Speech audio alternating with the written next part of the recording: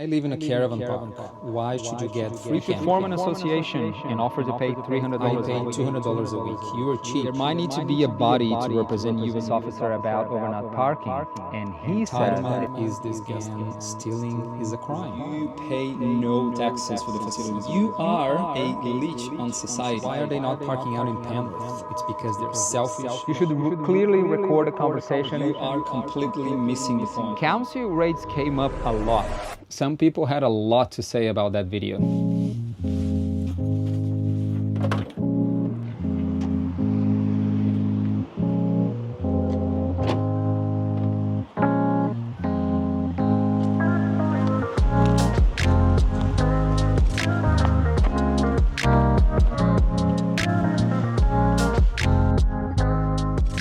So in my last video, I asked the question, are Australian Vanlifers in trouble?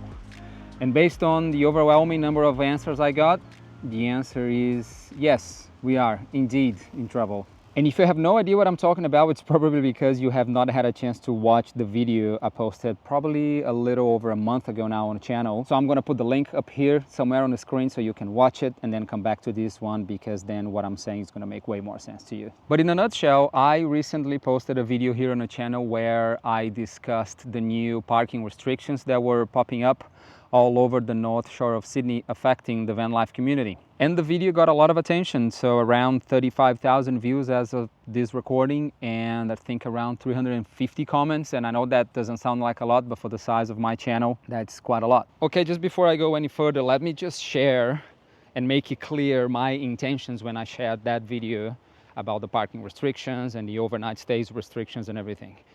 I'm not here to stir the pot and create a big fuss out of things and, you know, be polemic and try to just talk about a topic that's controversial just for the sake of it. I really wanted to start a conversation within the van life community because it is something affecting the van life community. I wanted to also share best practices, what I believe to be best practices, and how to behave when you are living in your vehicle out in public.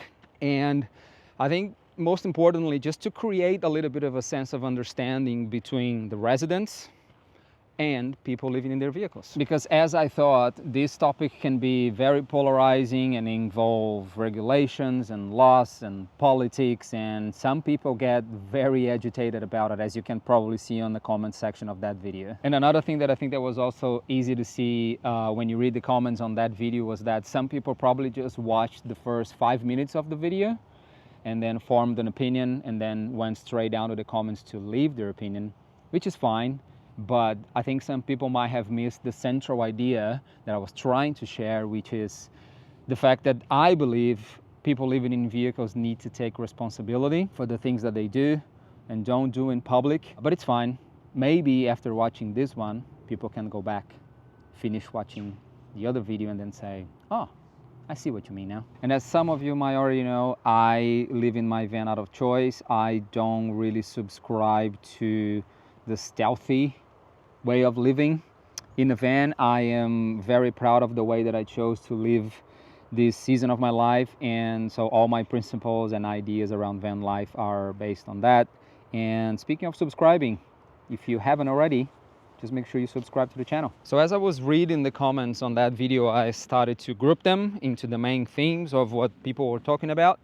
And some of the main themes were people suggesting a van life permit, people talking about laws and regulations and restrictions, people suggesting the stealthy lifestyle, and some comments that didn't really fit into any category, but I wanted to talk about them anyway.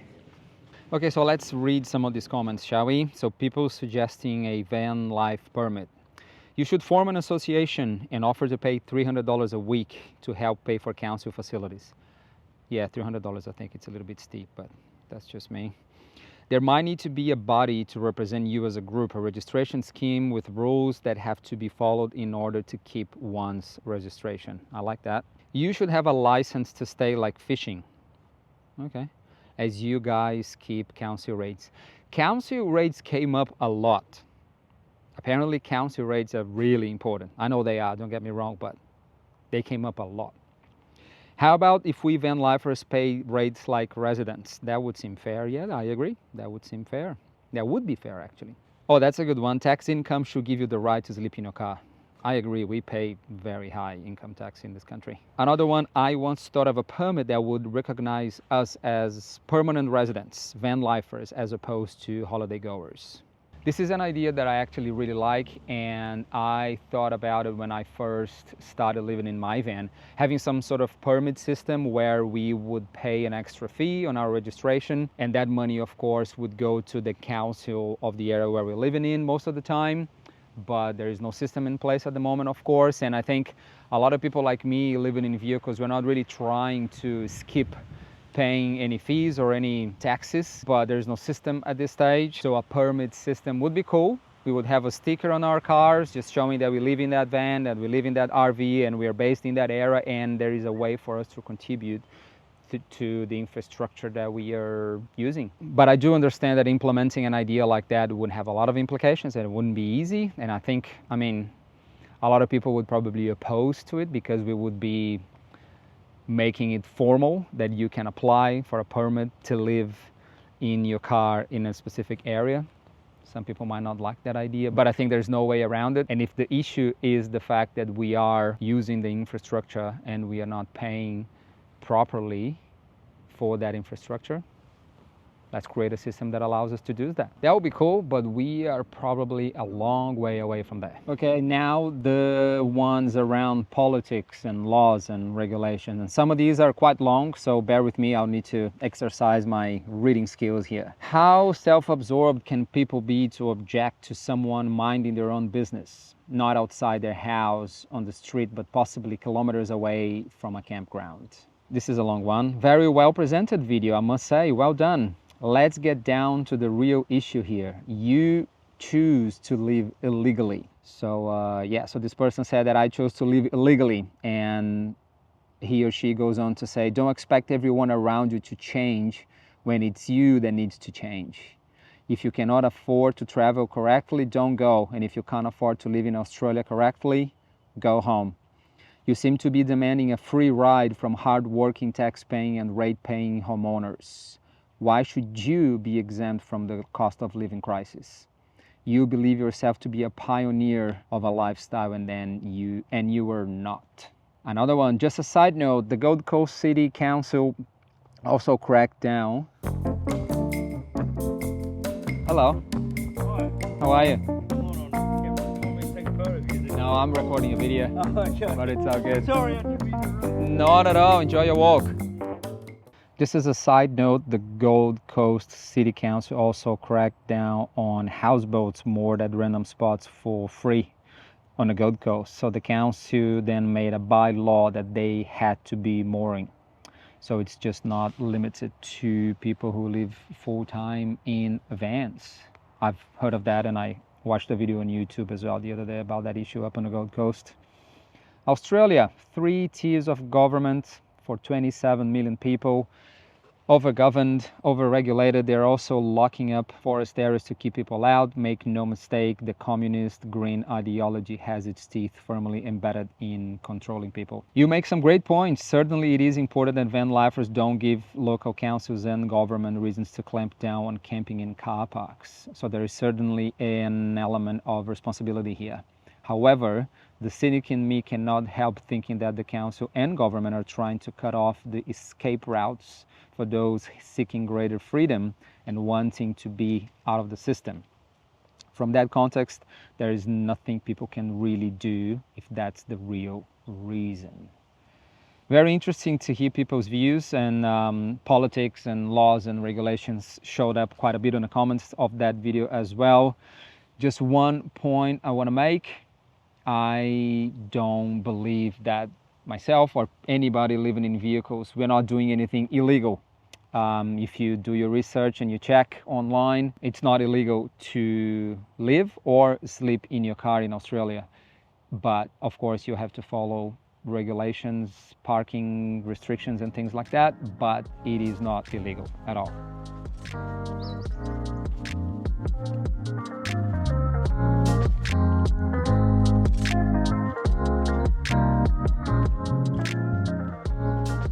Okay, so now people suggesting the stealthy lifestyle. I asked once a local police officer about overnight parking, and he said that if anyone knocked on the doors to ask me to move, I could just say that my vehicle had overheated and that I was allowing the engine to cool down and I was waiting on a mechanic.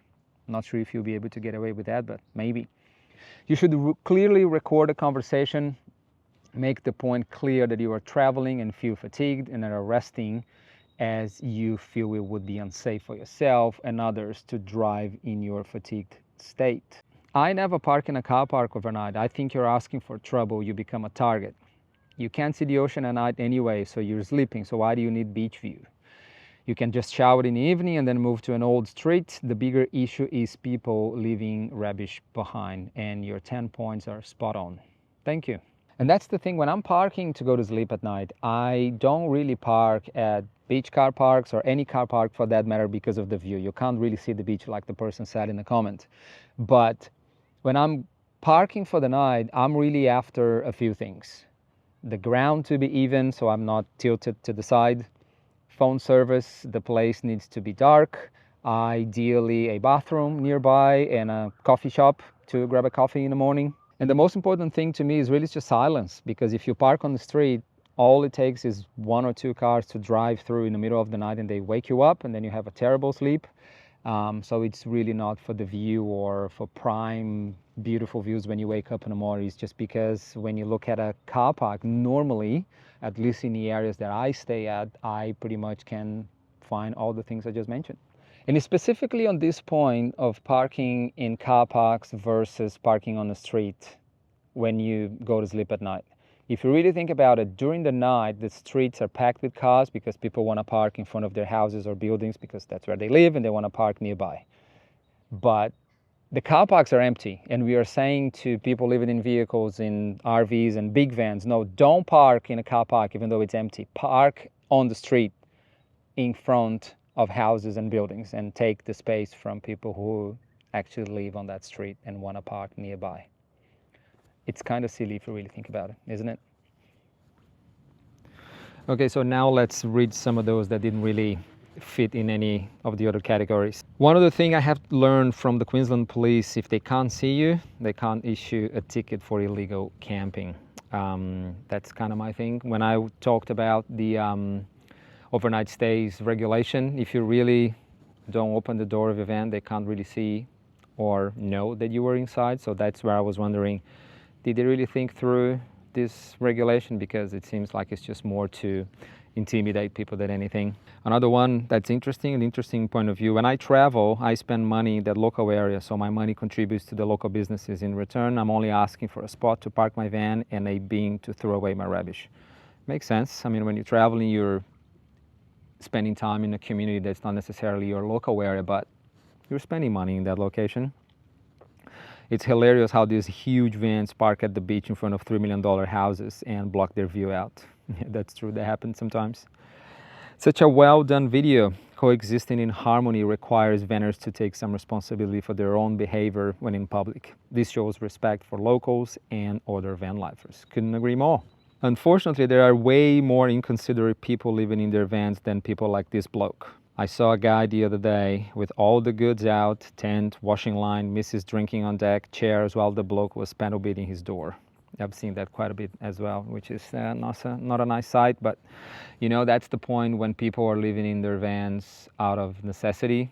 They can't really, afford going to a caravan park, or they just really have to do whatever they need to do in a public car park. Sometimes that's the only way to go. Guess they don't want us to park in a near empty car park. Rather, people park on the overcrowded streets outside their homes. That's my point. That's what I was just talking about. The car parks are empty. The streets are packed. Why wouldn't you let vans and RVs just park in a car park? That's an interesting line. There is a lot of self-entitlement going on here. Okay. Well done. Great video. New subscriber. Thank you. I'm a female solo traveler with my dog. I have chosen to live in my motorhome and traveling around Queensland. No hiding for me. I often use free camping, which is different than parking on a car park and considering that free camping. I'm not sure if you know, if you're not from Australia, you probably don't know, there are spots that we can go where it's a campground, but it's free. I think you pay $5 for like a booking fee or something, but it's essentially free, which is a different thing. Where was I? Yeah, so she was just saying that she normally goes to caravan parks, showgrounds for water, clean out and relaxing. And the last one, I see van life people staying overnight and using the local beauty spot for their lifestyle all the time, and honestly, they never seem to cause any problem. So that was the last one. A lot of cool, interesting comments. And what's the conclusion? What do we do? Is there a solution? To be honest, I don't know.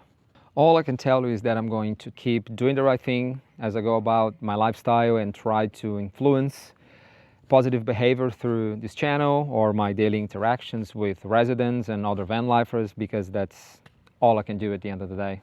And just before I tell you what's going on in Byron Bay and then wrap up the video, because this is turning into a very long video, that wasn't the plan at all, let me share something with you. And this is probably going to be quite controversial, so bear with me. I believe that the language that we use when we talk about camping, overnight stays, free camping, I think the language that we use plays a big part in the misunderstanding that we have when we talk about this topic. So here's my theory. When I park my van and hop on the back to work, edit this video that you're watching, make myself a coffee, make breakfast, sleep, watch a movie, do whatever I'm doing, I don't consider myself to be camping. And it's totally fine if you have a different opinion, but before you go down to the comment section of this video and start screaming at me, consider the definition of camping by my new best friend, ChatGPT, and I'm going to give you two. The definition of camping. Camping is an outdoor activity where people stay overnight in a tent, camper, or temporary shelter, typically in nature like forests, mountains, or parks. It's often done for recreation, relaxation, or to enjoy the natural surroundings. Camping can range from basic setups with minimal equipment to more comfortable setups with modern conveniences. The second one. Camping is an outdoor activity where you spend time in nature, usually staying overnight in a tent or a camper. People go camping to relax, enjoy the outdoors, and sometimes explore activities like hiking, fishing, or just being in a natural setting. It can be as simple or as equipped as you like, depending on your preferences. You see, I do go camping sometimes with the same van that I live in, and then I set up, I deploy my awning, I put my chairs out, my kitchen, my fire pit, and I cook outdoors. But when I am going about my life, just doing my thing, living my lifestyle, going to work, going for a surf, going to the gym, I just don't really believe that's camping. And you can actually see some of those trips here in the channel. I'm in the same van that I live in, and then I'm camping. And it's funny because sometimes people ask me, so do you live in your van? But where do you stay? Like, do you just free camp? And then I say, no, not really. I just normally stay at car parks, or I just parallel park somewhere, and eventually I go to a caravan park. And they say, oh, okay, but when you're not at a caravan park paying to stay somewhere, do you just free camp? And then I say, no, I don't. I just, like I said, I just stay at car parks or just parallel park somewhere. And then at that stage, they start looking at me like I'm trying to mess with them. But if they have a little time, I normally try to explain to them the theory, my theory around the language of camping versus just having a van life, RV, car lifestyle. And then if they have a little time, I try to explain to them. And then at the end, they still look at me and say, oh, okay, so you just free camp. Which is totally fine if that's what you think. My beliefs don't really require anybody but myself to believe them. The definition of camping in my eyes is very clear, but we can still be friends. So if you live in your vehicle and people ask you, hey, do you just free camp? Just say, no, I don't. Just take that opportunity to educate them. If you agree with my theory, of course, feel free to use it. Okay, enough of this topic. Let's wrap up. Let me tell you what's going on in Byron Bay. So recently I went up to Byron Bay on a quick trip, and what I realized was that some of the restrictions have changed and they've gotten even more strict. So before, anywhere around Byron Bay, you were not able to park your car, especially your RV or a van, at any public car park between, I think, 9 p.m. and 5 a.m. So they were trying to avoid, of course, people staying overnight at public car parks. It's been like that for a long time. Byron Bay is very well known because, like, every second car is a van in Byron Bay. A lot of people live in their vans in Byron Bay. But what I noticed now is that, of course, because there were restrictions on car parks, what happened, the van lifers moved to the streets, and now they put restrictions in place even on the street. So essentially, if you go to Byron Bay and you go to visit a friend and you want to stay overnight because you had a few too many drinks, if you don't have a permit and you just parallel parked in front of someone's house, you can get a fine. So essentially, if you're not from Byron Bay, you don't want a house in the area, you don't have a permit, and you want to parallel park from 9 p.m. to 5 a.m., you can do it, but you're going to get a fine. I have only seen that in Melbourne a few months ago, but that's because it's a residential area where pretty much none of the houses have garages. It's a very old suburb, a very old area of Melbourne where people, they only have one spot in front of their house, so they have a permit for that particular spot, and there is a reason for that. So yeah, unfortunately, the restrictions in Byron Bay have gotten even harder. If you live in your van in Byron Bay, it's a tough one. And yeah, this is one of the reasons why I decided to create this type of content, to talk about this issue, because it affects all of us, and I think we would hate to look back and realize that we could have done something about it. That would be pretty tough to see big cities like Sydney having this type of restriction being put in place, like we're not even being able to park, just to parallel park on the street, having to have a permit to park your car at a public street. That will be really annoying, and it is a reality in Byron Bay, as I said. But let's keep doing our part. I just want to thank all the people who've watched the previous video. It's got like 35,000 views right now, which is a big number considering how small my channel is. So thank you very much. I am gonna get out of here because it's getting dark, and I'll see you in the next one. Bye.